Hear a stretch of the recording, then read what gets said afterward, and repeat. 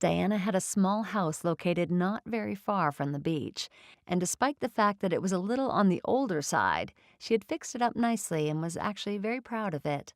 Diana had purchased it right before the property boom in Santa Augusta, which means that it had been pretty cheap then but would cost an arm and a leg right now.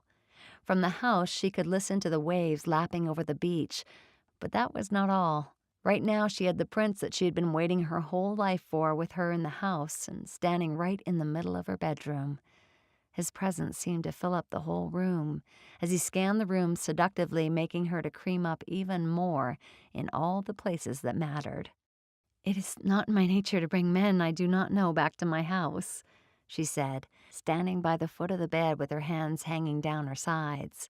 And as she realized what she had just said, one of her hands shot to cover her mouth. Diana wondered why she had brought Alex back to her house, and she wondered if she was ready to get intimately involved with him. Bringing him here into her bedroom meant that they were definitely going to have sex, no doubt about it.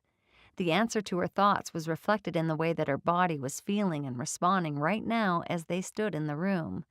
The only other sound apart from the waves, their breathing. Her nipples had pebbled painfully, and her panties were soaking wet with her arousal. Yes, the answer was right there. Diana did want to make out with Alex and have sex with him. She'd never made love to a man after their first date before, and she could even count the number of men who had fucked her with the fingers of one hand. There was also the fact that she had never really understood what all the excitement about sex was, and especially when she heard her friends rambling on about how great their orgasms were, or about the good moves that the men they had been with had been. As a matter of fact, Diana had always had more explosive orgasms on her own, even though she had always been too embarrassed to admit it to her friends. She wondered how a man made a woman feel like she read in novels and watched in romance movies, and it looked like something that she would never be able to understand. "It's okay, Diana. You don't have to explain anything to me," Alex said, as his eyes moved over her body, seeming to undress her and even make love to her, and yet he was not even touching her. "The only thing that matters is what's about to happen between you and I tonight, honey."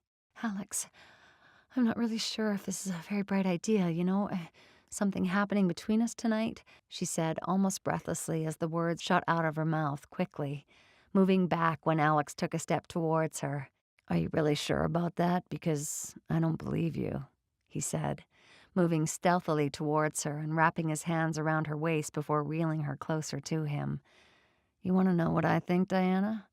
I think that you're dying for this to happen just as much as I am." Diana found her hands resting against Alex's chest, and she was astonished at the heat that emanated from there.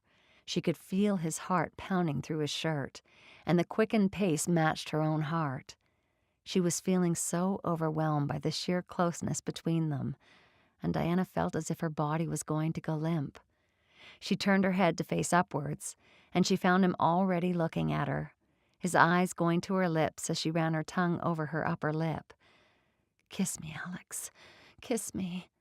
He groaned with desire as she felt the vibration from his voice rumbling through her body almost seductively, massaging her inner body in all the right places. "Are you okay?" she whispered. "Yeah, but if you do that one more time, I won't be held accountable for what I do to you," he responded. "Do what?" She frowned, looking confused. "Holy fuck, you also look sexy when you do that, too," he said, pulling her closer to him, until she felt his body touching hers. Diana gasped when she felt the hardness of his erection against her through his pants. "I meant licking your lips, honey. Lick them again, and "Ah, you mean like this?"